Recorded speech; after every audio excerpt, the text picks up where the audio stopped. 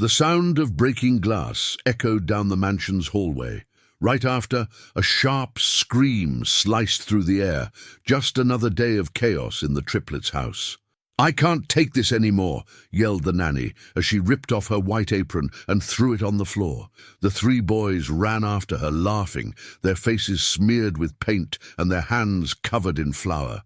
One of them still held a bucket of water, which he tossed onto the ground, splashing the expensive carpet with muddy stains. The woman rushed through the living room in panic, nearly tripping over the rug, while the triplets' mother, dressed in elegant clothes and wearing the look of someone who had already lost her patience, came down the stairs like a judge ready to deliver a sentence. "Another one?" she said with sarcasm. "How long did this one last?" "3 days!" the nanny panted, eyes full of tears. "Not even 3 days, Mum. 3 nightmares!" Without waiting for an answer, she stormed out the front door crying, swearing she'd never take that job again. The silence that followed lasted only a few seconds before the father, sitting in the living room, stood up, adjusted his jacket, and grumbled. "This is unbelievable. I have an important meeting today, and you people, you've left me without anyone to watch these kids again." Sensing the tension, the boys tried to hide behind the couch, but their mother didn't let them off easily. "Monsters! That's what you are! No woman can stand staying with you for even a week." The servants watched quietly. Some exchanged looks. Others simply shook their heads as if they had already expected another scene like this. And in the middle of that chaos, Clara, the cook, appeared quietly in the kitchen doorway. She wore a plain apron, her hair tied up carelessly, and held a tray with fresh bread and warm milk. Her eyes were gentle but tired, the kind that had seen more life than they ever told. She stood there for a moment, watching the scene, until the lady of the house spotted her. "Clara, why are you standing there? Go take care of breakfast now." "Yes, Mum," she replied softly. But before leaving, she looked at the children, 3 boys with curious eyes and wild energy. Something inside her hesitated. Later, while tidying up the kitchen, she heard the father shouting on the phone with the job agency. "I don't want any more temporary nannies. I want someone real today. I don't care how much it costs." The wife sat at the table, sipping her coffee with disdain. "You really think anyone sane would take this job? Nobody lasts here, darling. These children are impossible. And this house, well, it demands standards." "Standards?" he replied. "What this house needs is patience, and maybe a little love." She laughed. "Love? That's a ridiculous word to fix a children's problem." Clara pretended not to listen, but every word hit deep. She kept kneading the dough, eyes fixed on the counter, until the youngest of the triplets appeared at the door. "Miss, do you have more of that sweet bread?" She turned, surprised. "I do, but only if you promise not to make a mess in here." The boy giggled and tiptoed in, drawn by the smell from the oven. Clara served him a small piece on a plate and watched as he ate quietly, his hands still covered in paint. "Are you always like this?" she asked softly. "Like what?" he said. "Scary and charming at the same time." The boy smiled, the first honest smile of the day, but the moment was cut short by the mother's cold voice echoing through the hall. "Clara, you were hired to cook, not to chat." She quickly got back to work, but the boy stayed there staring at her as if he had just met someone who finally listened. Hours later, as the father got ready to leave, the mother started another speech. "We don't have a nanny today, so I'll cancel the school meeting. I'm not looking after them alone." The man sighed, rubbing his face. "For heaven's sake, Helena, just for today, we need someone. Anyone." Clara was walking by with a tray when she accidentally let the words slip. "I can try staying with them until someone shows up." The mother slowly turned, glaring at her as if she'd just heard something absurd. "You? A cook taking care of my children? That's a joke, right?" Clara lowered her gaze. "I meant no disrespect, Mum. I just wanted to help until you find someone." But the desperate father saw a chance. "Helena, we don't have another option. It's only for one night." She gave a dry laugh. "Fine, let it be. When everything goes wrong, remember it was your idea." Clara took a deep breath. That would be the beginning of something no one in that house would ever forget. The imaginary camera follows her calm but determined look as she steps into the triplets' room for the first time. The lights dim, the echo of childish laughter fills the air, and the narration closes the scene. No one could have guessed that the simplest woman in that house would be the only one able to tame the chaos and turn three wild hearts into love. It was 7 in the evening when Clara climbed the stairs with hesitant steps. In her hands, she carried a tray with warm milk and cookies, trying to hide her nervousness. The triplets' room looked like a battlefield. Toys everywhere, ripped cushions, paint on the walls, and at the center of it all, 3 identical boys with very different souls. Lucas, the rebellious leader, Leo, the funny troublemaker, and Liam, the quiet one with sharp, thoughtful eyes. As soon as Clara entered, Lucas shouted, "Look! The cook turned into the babysitter!" The 3 burst into laughter, clapping their hands. Clara tried to keep her smile. "Just for tonight, boys. Let's try to make this a calm evening, all right?" Leo grabbed the glass of milk from the tray and sniffed it, making a disgusted face. "It smells like medicine. Are you trying to poison us?" Lucas burst out laughing, pushed the cookie to the floor and said, "We only listen to the ones in charge here, and that's not you." Clara stood still, silent. Inside, her heart tightened. She had been through hunger, loss, and pain, but never such pure, cruel rejection from 3 little souls who only needed limits and affection. "That's fine," she replied calmly. "But tomorrow morning you'll wake up hungry if you don't eat now, and the milk will get cold." She placed the tray on the table and walked away. No yelling, no anger. She barely took 3 steps before hearing a splash. When she turned around, Leo held the empty cup, and the floor was soaked with milk.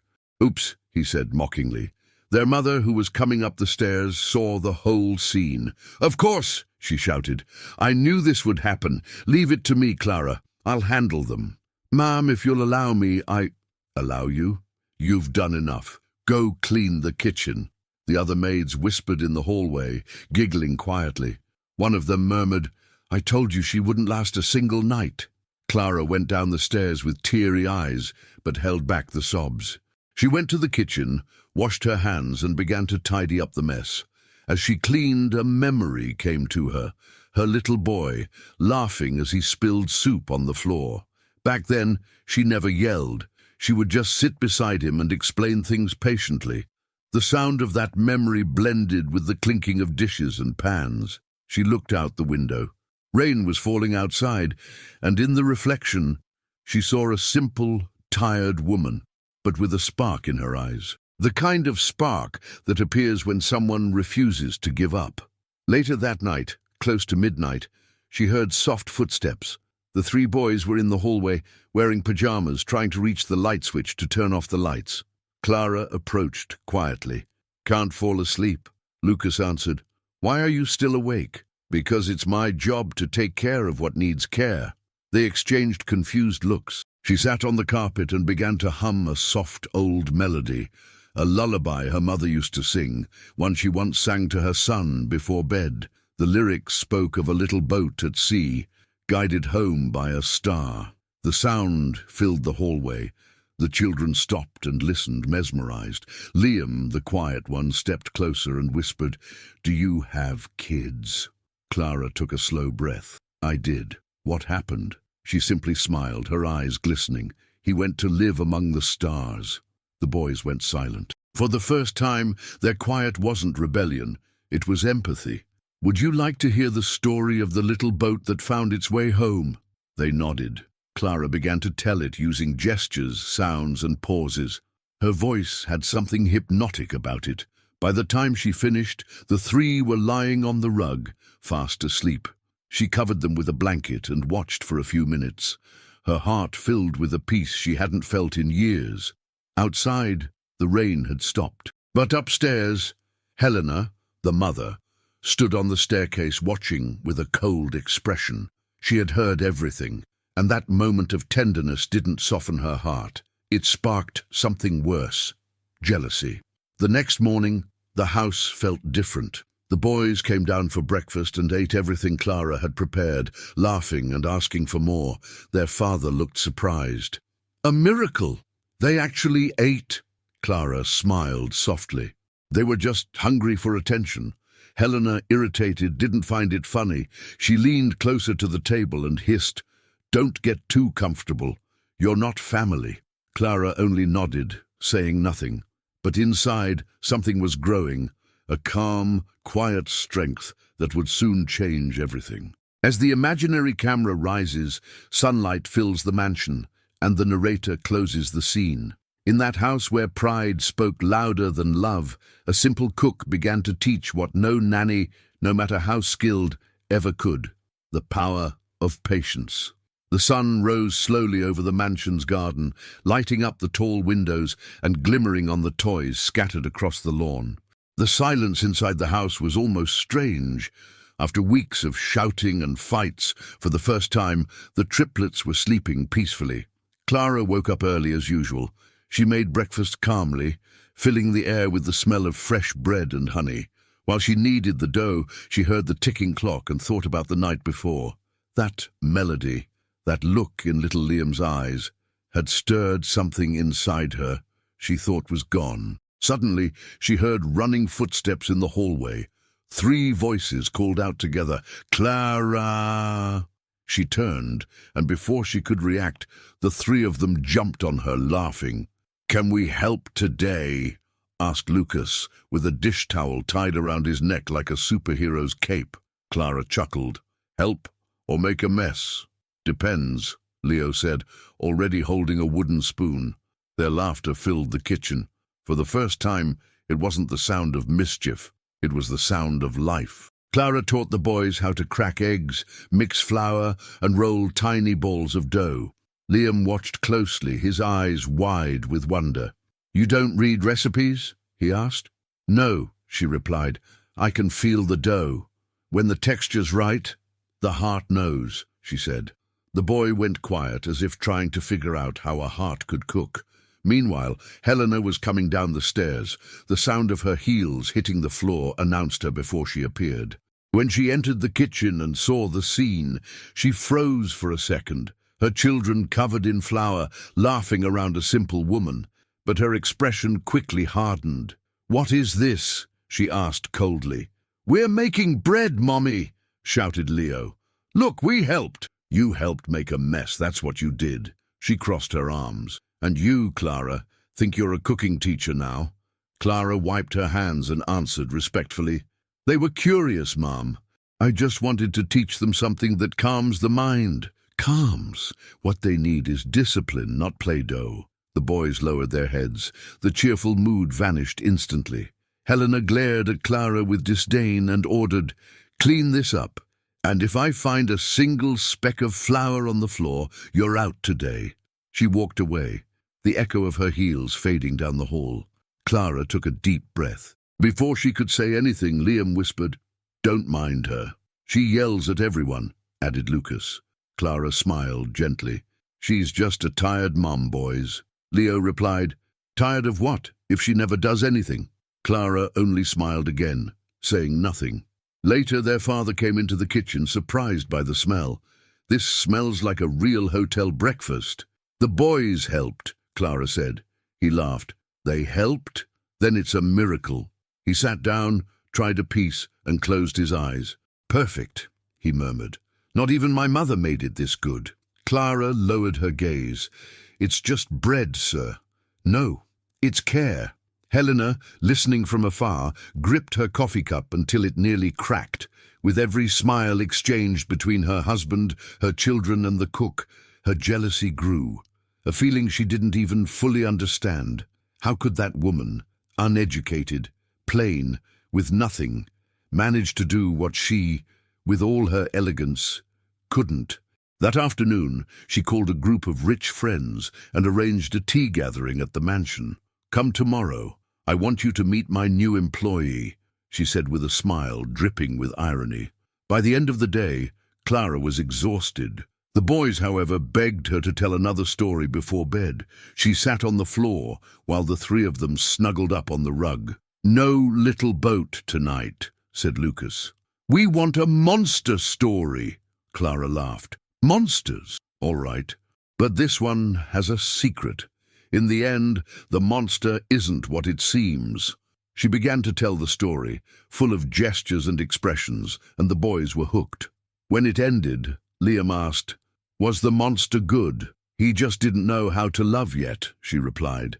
The three looked at each other, and without realizing it, a silent mirror formed between that story and their own home. As Clara left the room, she looked at them sleeping and whispered softly, "You just need someone who believes." In the hallway, Helena was waiting, leaning against the wall with her arms crossed. "You get along with them quite well, don't you?" "I just try to do my best, Ma'am." "Then try less. They're getting spoiled." Clara didn't answer.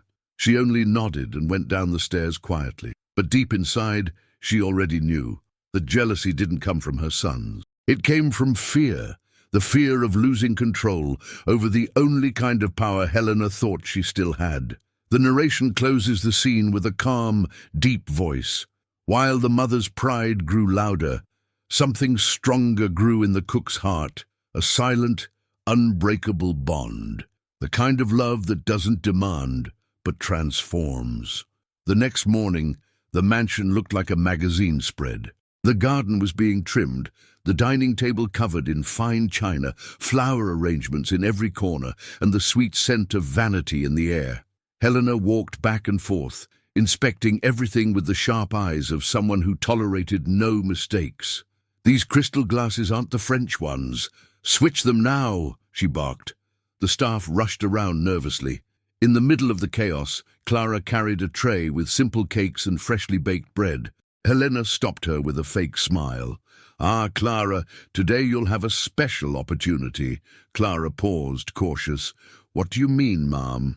"My friends are coming with their children. Let's see if you're really this child whisperer everyone's been talking about." Her tone was sweet, but her eyes gave away the trap.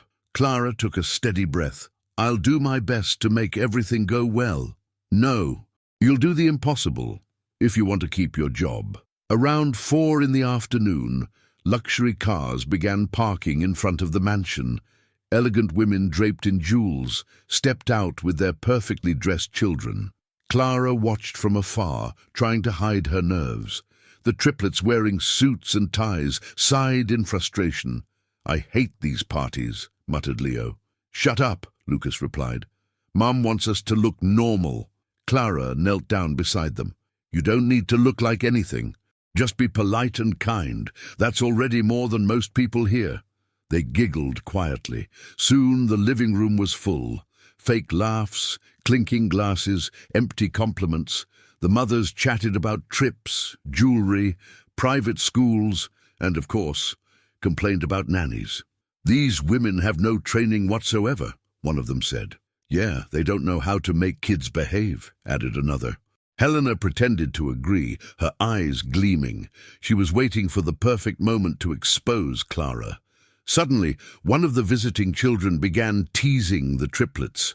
"So you don't even have a real nanny? Or does the cook take care of you now?" Snickers spread through the room.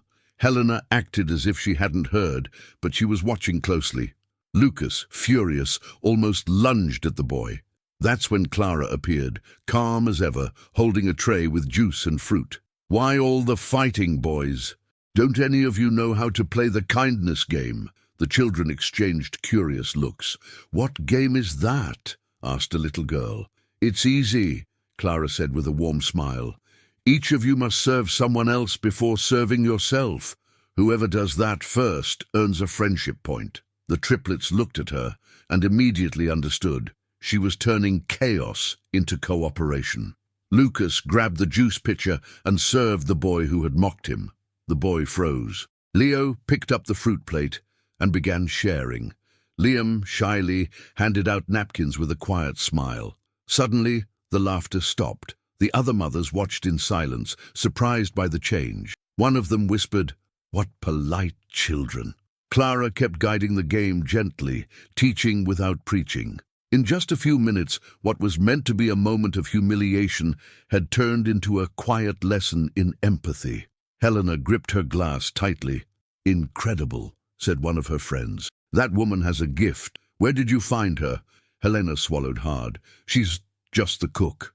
The cook? Another laughed. Well, you should hire her as a teacher. My kids have never been this calm. The silent humiliation hit instantly. Clara noticed her employer's discomfort, but stayed humble. When the guests finally left, she cleared the table, thanked them politely, and turned to leave. But before she could, Helena called her back with a cold voice. Don't think you fool me. You're trying to steal my children's affection, aren't you? Clara turned slowly. No, ma'am, I'm just giving back the childhood they're losing. Helena said nothing. Upstairs, the boy's father, André, had been watching everything from a distance. And for the first time, he clearly saw what everyone else already knew. That simple woman held more authority than anyone in the house, because her strength came from something no amount of money could ever buy. That night, the triplets went down to the kitchen. They brought a small crushed flower from the garden. For you, Clara, said Liam, because today you won the kindness game. She took the flower with trembling hands, fighting back tears. Thank you, my loves. But the real winners were you. The narration closes the scene with a slow, emotional tone. That day, the woman everyone saw as invisible showed, without shouting, what true leadership looks like. While pride tried to mock her, kindness made her triumph, in silence. The next morning began under a heavy sky, as if even the weather knew what was coming.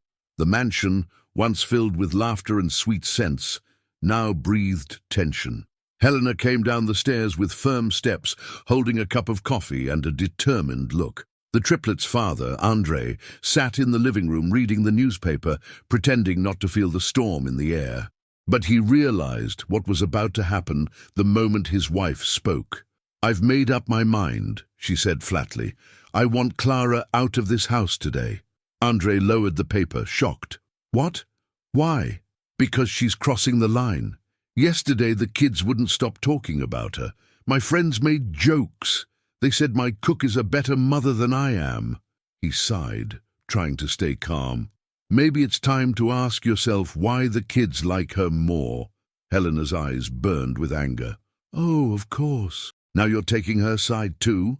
The silence was sharp. Clara, coming from the kitchen with a tray of coffee, heard everything.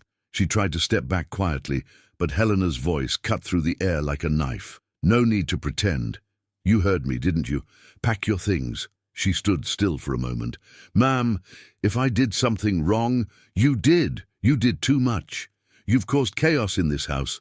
The kids are spoiled, disobedient, and emotional. André tried to intervene. Helena, think about it. They've changed. They eat, study, sleep, can't you see? Oh, I can see that a maid is starting to think she's part of the family. Clara lowered her eyes, her voice trembling but steady. I never tried to take anyone's place, Mum. I only gave what was missing. The words hit like an invisible slap. Helena was left speechless, but clung to her pride. Spare me your speech. I want you gone before lunch. Clara set the tray on the table and walked away quietly. Her eyes glistened, her chest tight. In the hallway, the three boys were waiting. Clara, where are you going? Asked Liam, frightened. I have to leave, my loves. But why? We behaved, said Leo. Lucas clenched his fists, angry. It was Mom, wasn't it? She knelt down, holding their hands. Don't be mad at her. Sometimes people just need time to understand what love really means. Liam started to cry. Will you come back? Clara hesitated, swallowing her tears. I always come back, in one way or another. The boys hugged her tightly. The scene was quiet, but it broke the heart. A short time later, she walked through the mansion's gate with a small suitcase. Inside the house, the servants whispered. I knew she wouldn't last long, said one. But this time was different, replied another. The kids cried. Upstairs, Helena watched everything from the window. Even in her victory, she felt something strange. A stab of guilt she tried to hide behind her glass of wine. Hours passed. The once lively house was now filled again with shouting and chaos. The triplets refused dinner, broke toys, and locked doors. The storm had returned. That night, André came home from work and found the living room wrecked. What happened here? He asked, exhausted. They've been unbearable since that woman left, Helena shouted. Maybe because she was the only balance this house had left. The shouting grew louder.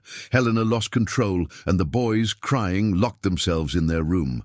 "We're not coming out until Clara comes back," yelled Lucas from behind the door. Andre tried to open it, but they had pushed a dresser against the entrance. Helena panicked. "This is ridiculous." "They're just kids, Andre. Do something." "I'm trying," he said, "but maybe the one who needs to do something is you." She froze, speechless. The muffled sound of the boys crying filled the air. Then the phone rang. It was Clara. "Mr. Andre, I'm sorry to bother you. I just wanted to know if the boys are all right." He took a deep breath. "They're not, and honestly, neither are we. Can you come back? Please." The silence on the line was brief. "I'll come back, but only to help them, not to take anyone's place. That's all we want, Clara." When she arrived, the triplets ran down the stairs, hugging her so tightly it was as if they feared she might disappear again. Helena watched from afar, her face tense, unsure whether she felt anger or relief. Clara looked at her calmly and said, "I came to care for them, not to replace you." And at that moment, even Helena, proud and cold, felt the weight of her own loneliness. The narration closes softly, reflective. Sometimes you have to lose something to understand the worth of what can't be bought. And love, when it's real, always finds its way back. The night was still. Clara sat in the kitchen, her apron still tied, hands wrapped around a cup of tea that was slowly growing cold. The house slept, everyone except her. Since she'd returned, the atmosphere felt different. The boys laughed again, the father smiled, but Helena seemed more distant than ever. Clara knew she could be sent away again at any moment, but she stayed.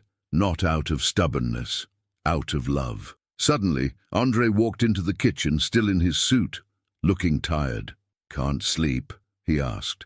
Clara looked up with a faint smile. "No. After everything that's happened, it's hard to unwind." He sat across from her. "Can I ask you something personal?" She hesitated. "Depends on the question. Why did you take this job, Clara? A woman with your calm and kindness. You don't seem like someone who cooks just out of need." Clara lowered her eyes, staying silent for a few seconds, as if fighting off memories. "I used to be a teacher, Mr. Andre. I worked at a public daycare. I loved it. Those children were my world." "What made you stop?" "Because I lost everything." Her voice was low, but steady. "My husband died in an accident, and soon after my son too. He was 7. After that I couldn't step into a classroom full of kids anymore. Every laugh reminded me of him." Andre said nothing. Clara took a deep breath and continued.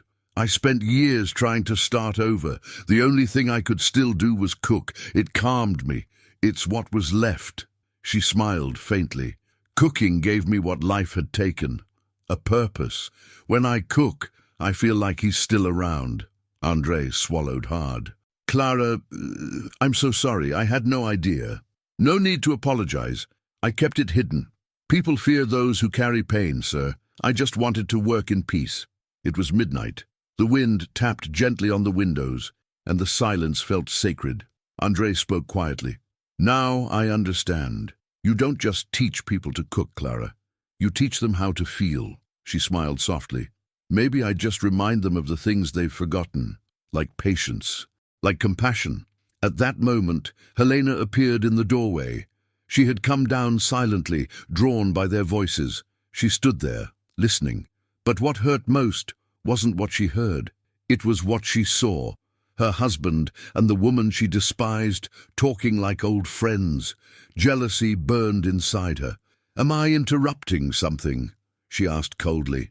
Andre turned. "No, we were just talking." "About what? The cook's tragic past?" Clara immediately stood up.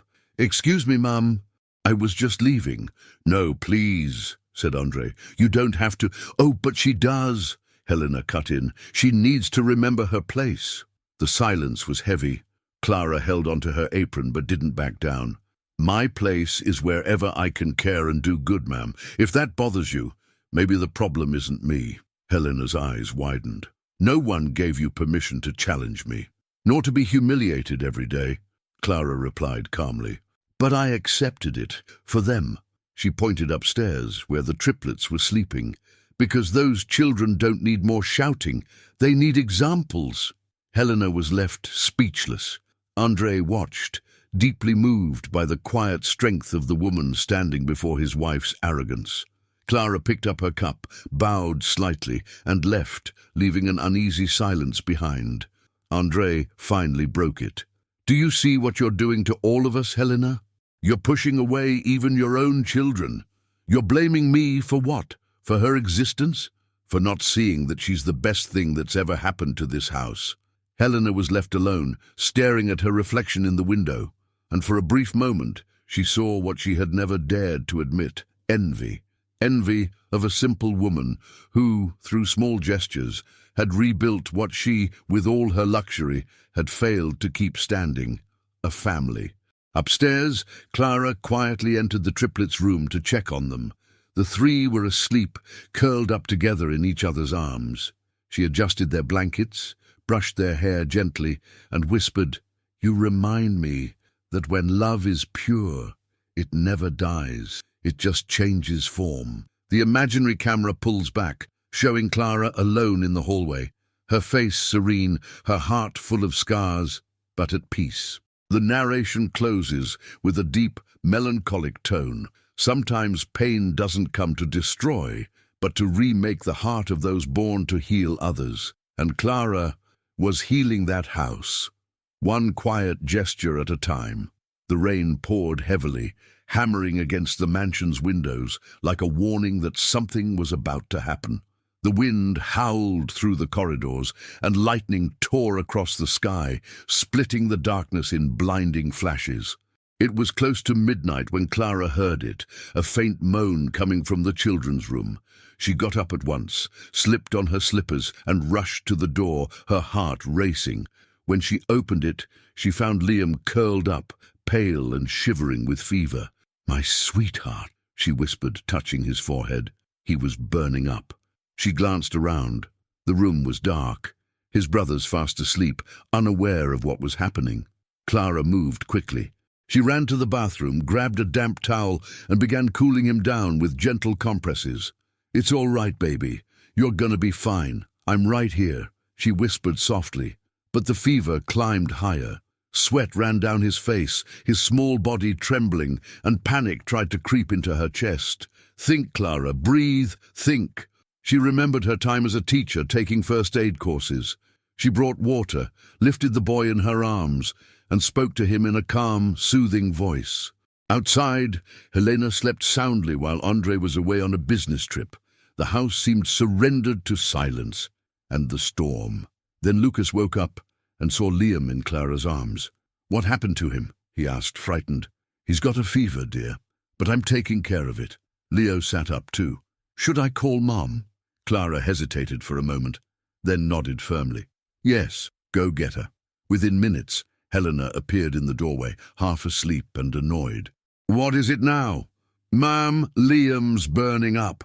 The fever spiked fast." Helena rushed to her son, touched his forehead, and went pale. "Oh my God, what do I do?" "Calm down. Call the doctor. I'll keep his temperature down until he gets here." While Helena trembled, unsure what to do, Clara acted with precision.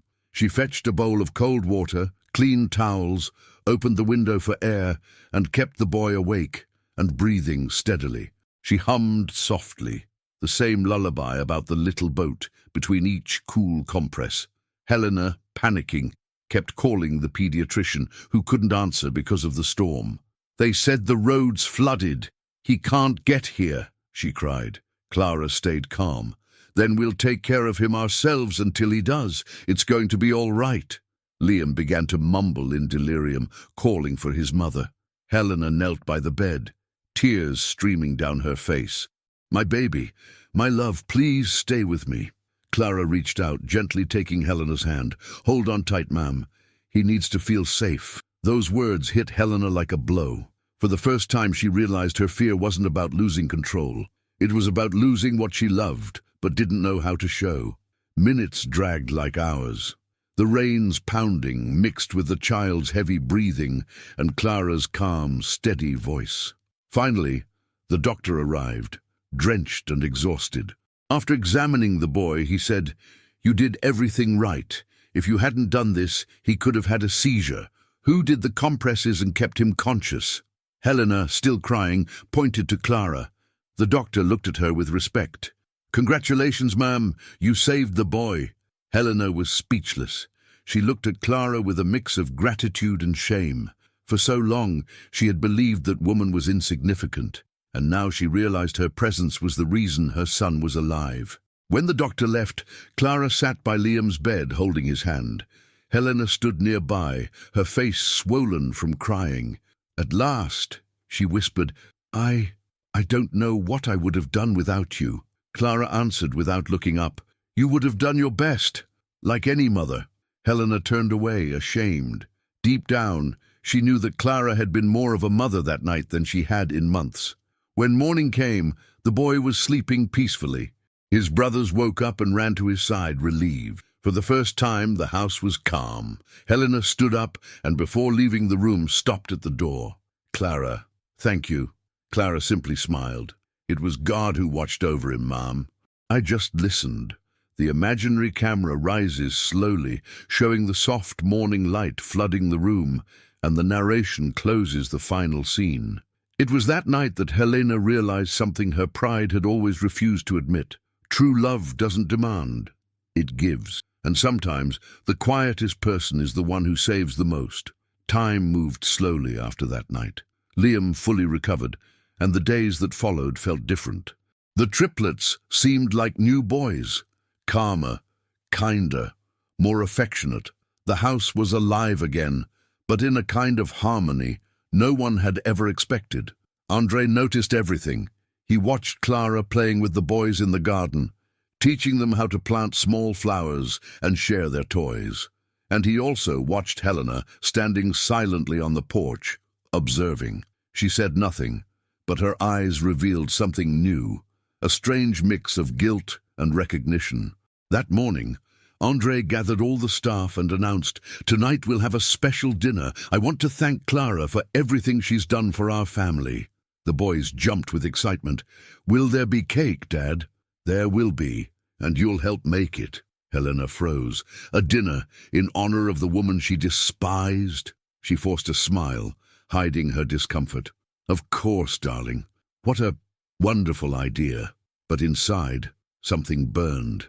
As she helped set the table, anger grew quietly like a hidden fire.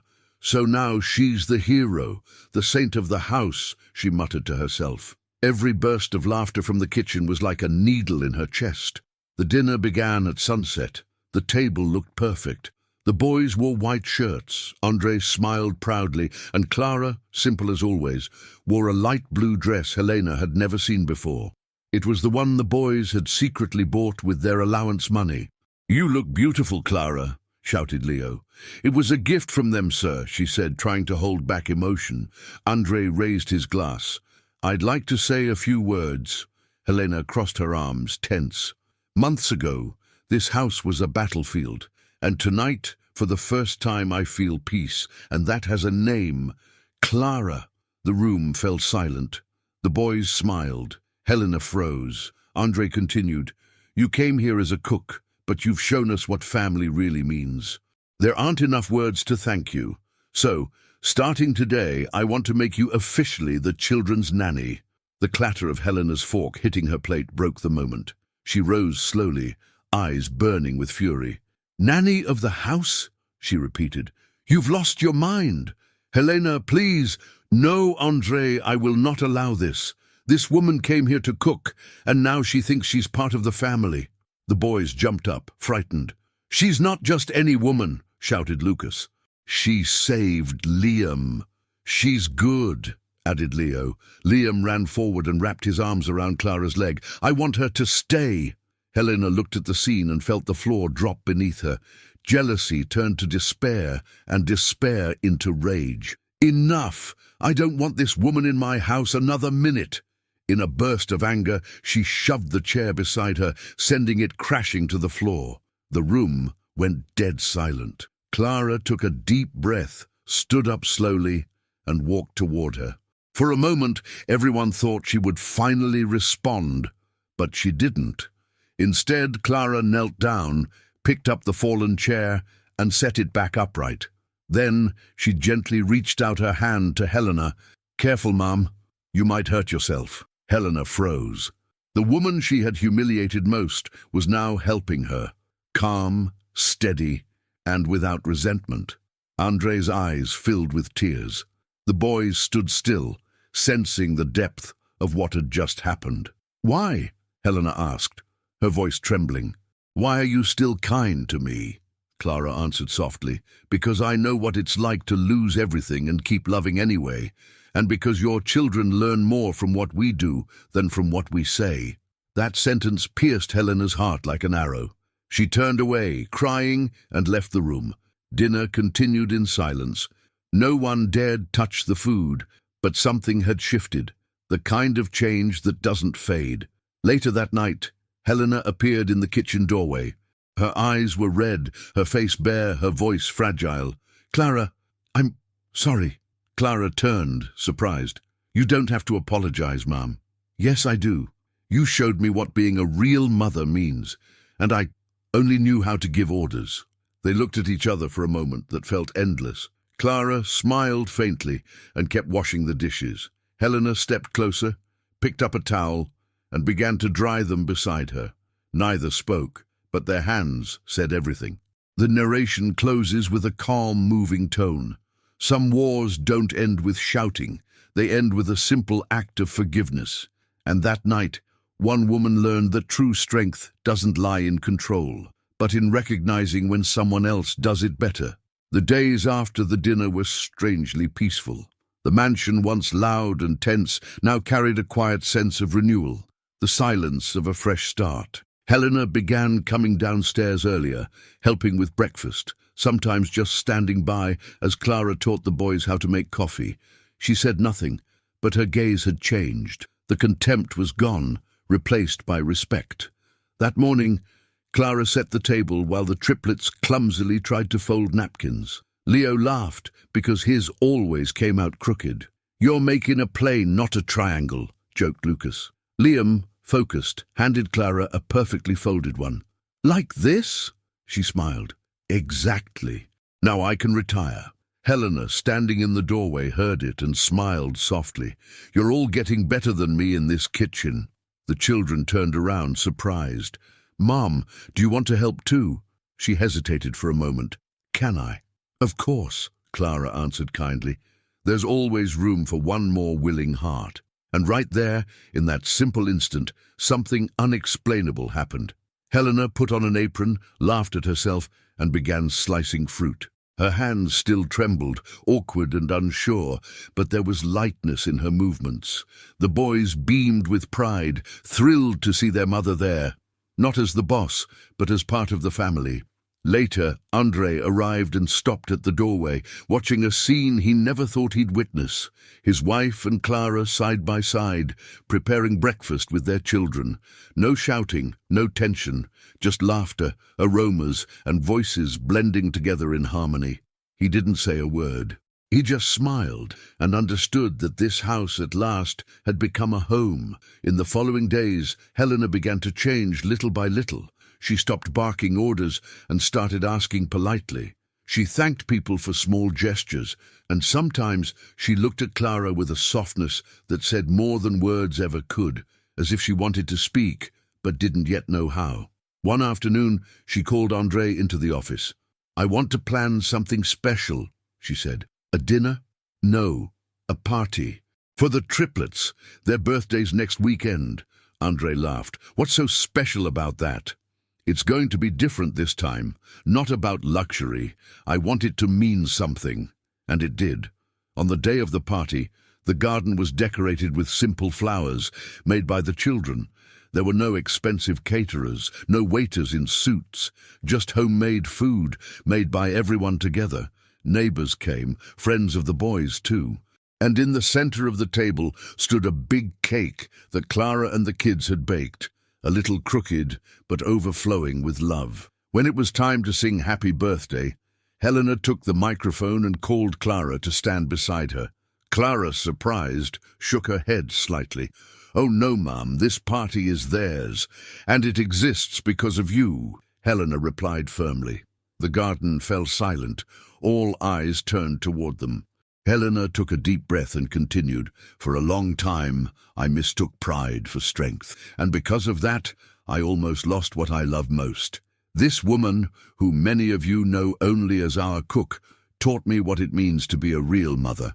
Clara, thank you for saving my children, and in a way, saving me too." Tears filled Clara's eyes. She tried to speak, but no words came out. The children ran to her, shouting, "3 cheers for Clara!" The crowd applauded, and for a moment time seemed to stand still. Helena hugged her, a real, long, emotional embrace filled with regret and gratitude, and for the first time Clara hugged her back. Andre moved, stepped closer and said, "You're not our employee, you're part of this family." The boys handed her a gift, a framed drawing of the 5 of them, colorful, messy, but full of love. At the top, in wobbly childlike letters, it read, "Mom number 2." Clara covered her mouth, overwhelmed. Tears streamed freely down her face as she hugged all 3 boys tightly. Everyone stood and applauded. That night, while everyone danced, Helena came close and whispered, "You healed my home, Clara. I'll never forget that." Clara looked at her with that same peaceful gaze. "I only did what any mother would do, even without having children." The imaginary camera pulls back, showing the glowing garden, the children running, the slightly crooked cake, and Clara smiling among them. The final narration closes with a soft, heartfelt voice. The true wealth of a home isn't in its fancy furniture or polished walls. It's in the hands that care, the voices that comfort, and the hearts that learn to forgive. Clara came as a cook, but became what no amount of money could ever buy: the love that saves. Months passed after the triplets' birthday party. The house was never the same again. Laughter once more echoed through the halls, and even the birds outside seemed to sing louder in the mornings. That once cold, quiet mansion now smelled of baked bread, hummed with conversation, and carried a peace that couldn't be bought, only built. Clara still worked there, but her role had changed. She was no longer just the cook, nor only the nanny. She was the heart of the home. The boys had grown a little and started at a new school. Every morning before leaving, they stopped by the kitchen. They kissed Clara on the cheek and said, "See you later, Mom number 2. She smiled, straightened their hair, and replied, "Go with God. And remember, kindness is the prettiest thing you can wear." Helena, too, had changed completely. She now came downstairs early, had breakfast with the family, and sometimes helped Clara prepare lunch. The 2 women had built an unexpected bond. Every so often they shared glances that spoke louder than words, a quiet exchange of forgiveness on both sides. Andre watched from afar, happy to see what he once thought impossible: 2 women so different, united by the same love. The house that had once been a battlefield was now a true home. One Sunday, Andre walked into the kitchen holding an envelope. "Clara, I have something to show you," he said. She dried her hands and opened it carefully. Inside was a letter with the City Hall's emblem. "It's an award," Andre explained, smiling. "The public school where you used to work heard your story. They want to invite you to give a talk about empathy and education." Clara's eyes widened in disbelief. "Me? Speak in public?" Helena placed a hand on her shoulder. "Yes, you. If there's anyone who can teach about love and patience, it's you." The following week, the school auditorium was packed. Parents, teachers, and students filled every seat. Clara, shy but calm, stepped onto the stage, wearing the same light blue dress from the triplets' birthday party. The boys sat in the front row, clapping proudly. She took a deep breath and began, "For a long time I thought I'd lost everything. But one day I realized that the love we give is never lost, it just changes address." The audience listened in complete silence. She told her story without drama, without pride. She spoke about pain, faith, and the importance of caring with your heart. When she finished, the entire room rose in applause. Across the hall, Helena wept quietly. And Andre, holding the boys on his lap, smiled. The woman they had once judged and later embraced was now inspiring an entire town. When Clara returned home, she entered the kitchen and found an envelope on the table. It was a handwritten letter in Helena's handwriting. "Clara, I spent my life thinking love meant control. You taught me it means surrender. You showed me that the heart doesn't need titles to be family. Thank you for giving my children back to me and for teaching me how to be a real mother." Clara read it slowly, tears welling in her eyes. She folded the letter, slipped it into her apron pocket and looked around. The smell of bread baking, the sound of laughter, the warmth of a home alive. Everything that had once been empty now had a soul. Later that day, the boys came running in, holding a surprise. "Clara, we made something for you." It was a thick notebook full of drawings and clippings. On the cover, written in colourful letters, "Clara's recipes for healing hearts." She laughed as she opened it. Each page held a memory, photos, phrases, scribbles, even recipes full of spelling mistakes. And love. "This is for when we grow up," said Liam, "so you'll never forget us." Clara hugged them tightly. "Impossible. Some people we carry with us forever." Clara arrived with empty hands, but a full heart, and it was that heart that turned pain into kindness, loneliness into home, arrogance into gratitude. Because in the end, love isn't what you say, it's what you do even when no one is watching. And sometimes the person the world overlooks is exactly the one God chooses to teach what real love means.